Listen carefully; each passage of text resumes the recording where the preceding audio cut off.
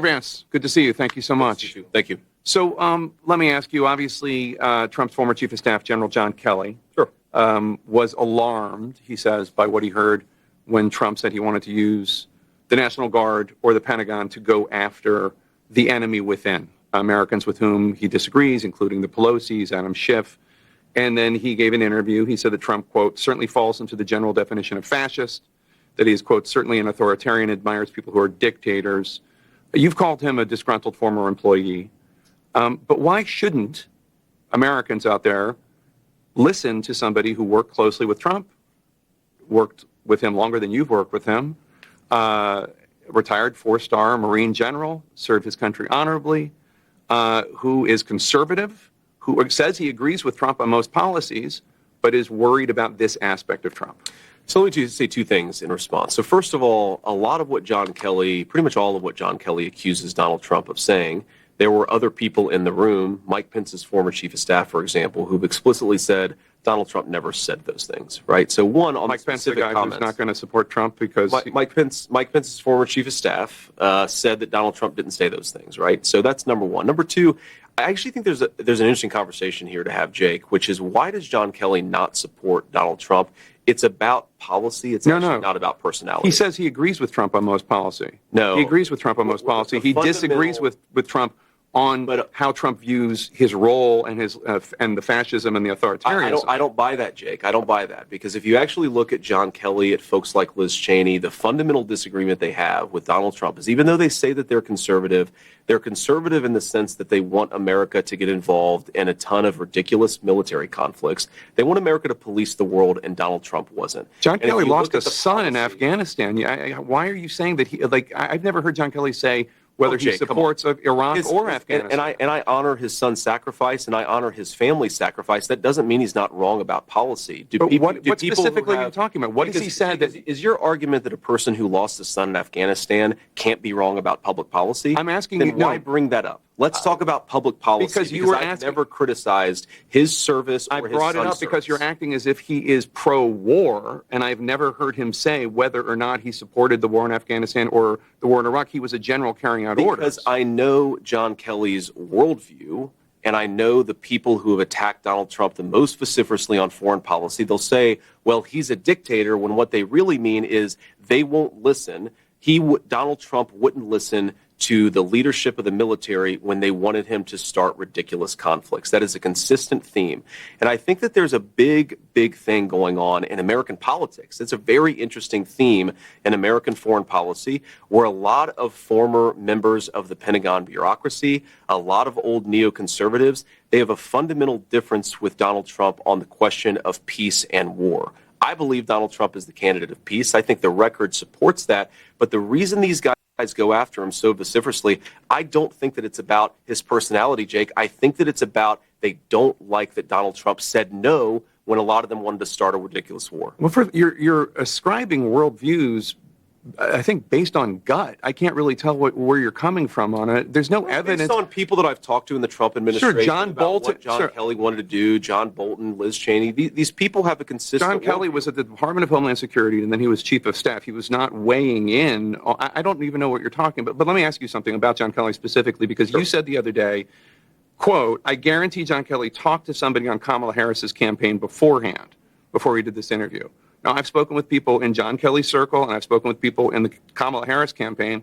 They say there's been no communication the entire time. So where did that come from? Oh, I'm highly skeptical of that, Jake. You know the way that these attacks work. You know the way that these people are often vetted by a campaign. So you made it up. Before something goes out there. No, I said that the American media and the American Democratic Party apparatus works a certain way. If it comes out that John Kelly never even spoke with a person in the Kamala Harris orbit, then I'm happy. You're telling me that based on secondhand conversations with John Kelly. And it's interesting. We've now spent, Jake, 3 minutes talking about John Kelly. If it is true that he never spoke with anyone in Kamala Harris's orbit, I'm happy to apologize to John Kelly for misstating how he delivered this news to the Atlantic magazine. But let's talk about who did he deliver this news to? To Jeffrey Goldberg, a guy who lied the United States into the Iraq War, which led to the deaths of millions of innocent Arabs and thousands of innocent Americans. You don't go to that guy if you don't have a particular ideological motive. I think that's what's going on.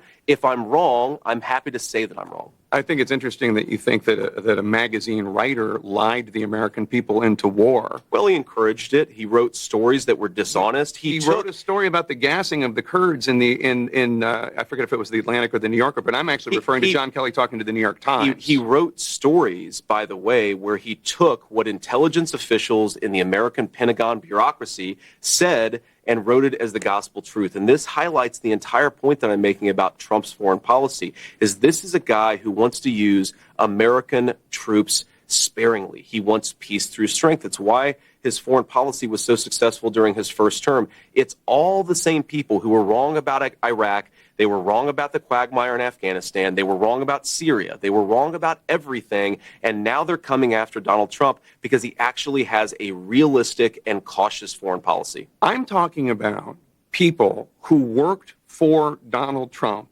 in his first administration. That's what I'm talking about. I'm talking about not just John Kelly, but Mark Milley, who was the Trump-appointed chairman of the Joint Chiefs of Staff. Who disobeyed Trump's direct orders on troop redeployments in Syria. And I'm talking about the guy that had your job.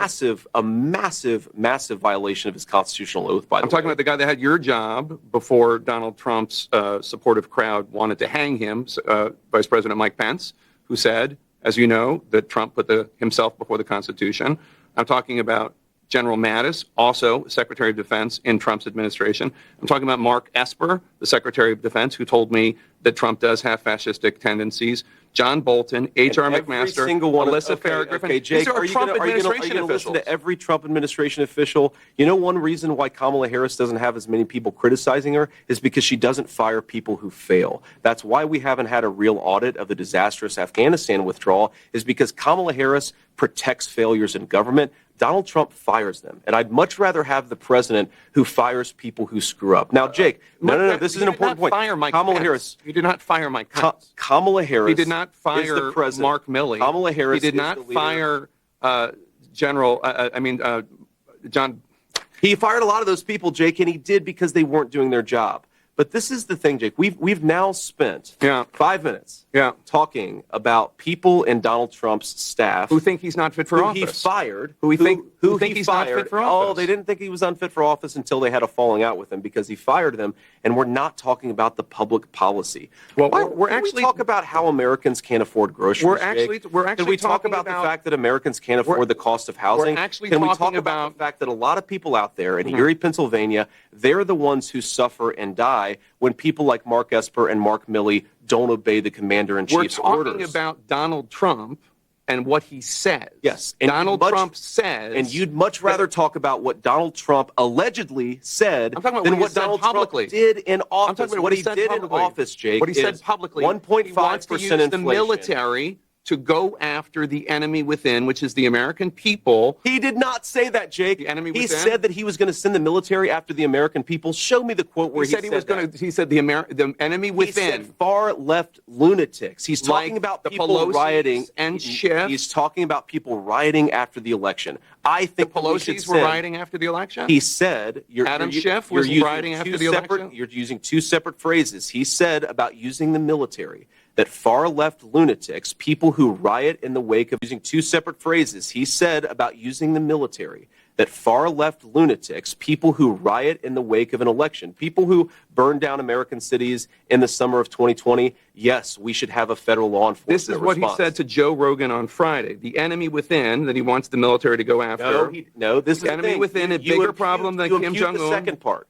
We have people that are really bad people that I really think want to make this country unsuccessful. That's who the enemy within. And did he say that he wants to use the military against those people? Here's the game. Use the military to go after the enemy within. Here's the game that you're playing. He said that playing a game. No. Can I answer the question, please? He said that he wanted to use the military to go after far left lunatics who are rioting, and he also called them the enemy within. He separately, in a totally different context, in a totally different conversation, said that Nancy Pelosi and Adam Schiff were threats to this country. Were the enemy within. Never were the said, enemy within. He said they were the enemy So within. every time he uses the exact same phrase, we assume that he uses. I don't know. I don't throw around the term of enemy within to talk about using the Well, military against going American people. And you're asking his vice president, but you won't let me answer the question. I'm telling you that Donald Trump has said, and I agree with him, that we should use the U.S. military to go after Americans. People who riot, who burn down our cities. And this was what John Kelly was. This was what John Kelly was alarmed by: the idea of using the U.S. military to go after Americans. That's what he said. Donald Trump never said Americans writ large. You keep on putting words in his mouth and are they or are they not Americans? Far left people who commit acts of violence, who riot. And now you're doing a very narrow definition of what he said, which is not what he said. That's not what he said. But let me ask you. Let me ask you the bigger question. He did say that, Jake. He did. He said that he wanted to use the U.S. military. Let me clarify. To go after far left lunatics, yes. And then he also added people who were rioting and looting. And he never said. He added Schiff. And then he added the Pelosi's. And then he added people that don't want the country to succeed. He said that Adam Schiff and Nancy Pelosi he used in a separate context and a separate conversation. And what you're doing is you're smashing two totally different conversations. Fox asked him about this last week, and he didn't take issue with it. He said the enemy within is the biggest threat to this country. But did he say the enemy within, that he's going to use the military against Nancy Pelosi? Donald Trump offered Nancy Pelosi the National Guard on January the 6th, and according to private emails, she rejected it. So let's talk about things that he wants to do that are feeding into this concern that people like John Kelly and General Mattis and General Milley have. He said on Friday, Special Counsel Jack Smith should get thrown out of the country. He's threatened to arrest election officials who cheated. We know that he believes a lot of people cheated that did not cheat. Yes, if you violate the law, you should be arrested. Yes. No one disagrees with that, but he's talking about... you do, based on the way you're asking the question. Based on the fact that he's accused people that didn't break the law of breaking the law when it comes to the election. And if you want to revisit that, I'm happy to. But Liz Cheney, he said, should be put before a war tribunal. None of that sounds fascist to you at all? No, of course it doesn't. Of course Liz Cheney before a military tribunal? First of all, I don't buy into the premise of what you're saying, Jake, because I just on things that I know that he said, on things that I know that he said, you're imputing things, you're taking words out of context, you're taking two separate conversations and pretending that they were made at the exact same time. So I'm rejecting the premise of your question. I frankly don't believe what you're saying about Donald Trump's words. If you'd like to put up a clip and actually put him in context, I think the American people would realize that Donald Trump is a hell of a lot more reasonable than the people like Liz Cheney who would like to lie us into war. Now, Jake, we also have to remember, step back a little bit. Well, ask yourself a basic question about network integrity. You guys talked about the Russia hoax nonstop. The FBI was investigating it. The FBI was investigating it, and so we covered them. And so you took the words of unnamed FBI agents and put them on your network as if they were the gospel truth. You did it again and again. A viewer of your network would have believed that Donald Trump and Vladimir Putin conspired in 2016. No. That was totally and preposterously false. No. Well, that's what you just said is false. We covered an FBI investigation. I don't know why you want to talk about the FBI investigation. You covered it in a way that gave credence to anonymous sources' accusations. You did it yourself. Your network did it, Jake. But again, can we talk about the issues that Americans care most about? I'm talking about things that Donald Trump has said. Yes. If you have an issue with whether or not he's talking about the economy enough, that's between you and your running mate. I'm talking about things he has said this week. Every single rally that he does, he talks about how he wants to unleash American energy so we can lower the cost of groceries. He talks about the fact that housing has become unaffordable. He talks about the wide open border, Jake. Kamala Harris and her allies, it's interesting.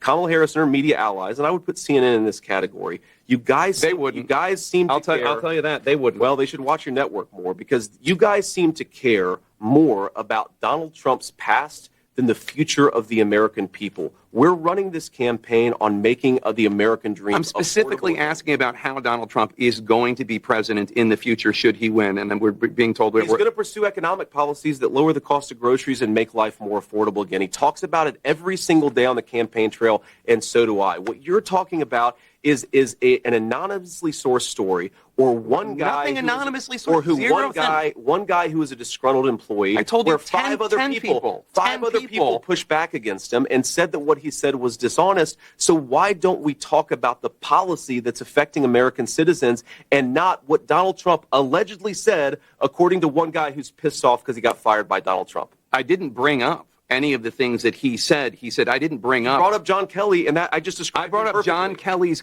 view of Donald Trump. I didn't bring up John Kelly talking about what Donald Trump said about Hitler's generals. I didn't bring that up. I talked about John Kelly's view of Trump based on something Trump has been saying in the last week. So that's what I asked about. So John Kelly makes accusations that are rejected by 5 people. Again, you're talking about something I didn't bring up. I think that maybe implicates his overall judgment.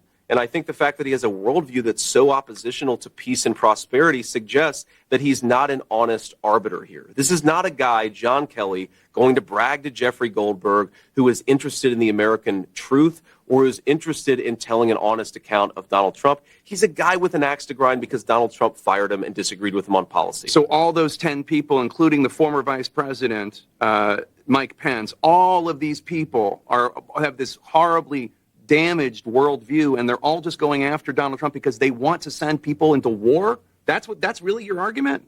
Absolutely. It's not like these are conservative. Absolutely, that's my argument. These are not conservative Republicans. These aren't conservative Republicans who are concerned about Donald Trump. They're not. That's not right. All of these people, Jake, they came into office thinking that they could control Donald Trump. That when he said he wanted peace in the world, Mike Pence thought he could control Donald Trump. Yes, he did. And when he found out, when he found out that he couldn't, they all turned on Donald Trump, and a lot of them got fired. And we're running, and we're trying to staff the government with people who are going to govern according to principles of peace and prosperity. Let me ask you. They're pissed off about it. Let me ask you, because we're being told that we're over. Yeah.